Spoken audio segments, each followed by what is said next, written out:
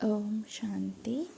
இன்றைக்கி நம்ம பார்க்க போகிற டாபிக் வந்துட்டு ஆத்மாவில் இருக்க மனம் புத்தி சம்மந்தப்பட்டது. அதை பற்றி நம்ம தெளிவாக இன்றைக்கி டிஸ்கஸ் பண்ண போகிறோம். அதாவது ஆத்மாக்குள்ளே தான் மனம் புத்தி சமஸ்காரம் இந்த மூணுமே இருக்குது. சரிங்களா?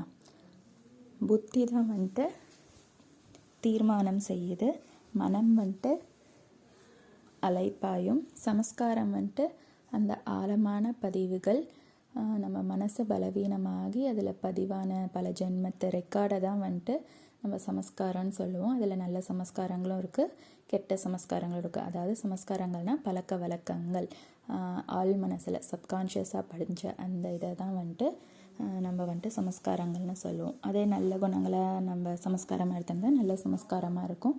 கெட்ட குணத்தையும் நம்ம தாரணை பண்ணியிருப்போம், அதை கெட்ட சமஸ்காரங்கள்னு சொல்லுவோம். ஸோ இதை வந்துட்டு சமஸ்காரத்தை சீர்படுத்தி மனதை வலிமைப்படுத்தி புத்தியோட ஒரே கோட்டில் வைக்கிறதுக்கு தான் நம்ம வந்துட்டு ராஜயோக தியானம் சிவன் கற்றுக் கொடுக்கறத நம்ம கற்றுக்குறோம். இதுதான் மனம் புத்தி சமஸ்காரத்துக்கான விளக்கம். புத்தி மனமும் இப்போ நம்ம எடுத்துக்கலாம். புத்தி வந்துட்டு இப்போ நேர்கோட்டில் இருக்குதுன்னு வச்சுக்கோங்க. மனம் வந்துட்டு அங்கேயும் இங்கேயும் அலைப்படையாது. புத்தி ஒரு டெசிஷன் எடுத்தால் இதுதான் சரின்னு புத்தியும் கரெக்டாக டெசிஷன் எடுக்கும். அதை மனம் வந்துட்டு டக்குன்னு அதை கடைப்பிடிக்கிற மனசுக்கு அந்த சக்தி இருக்கும்.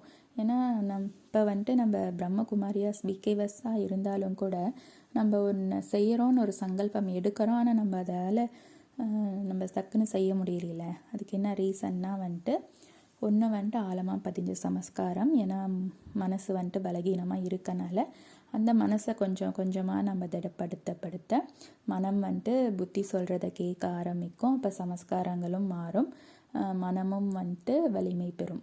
சரிங்களா?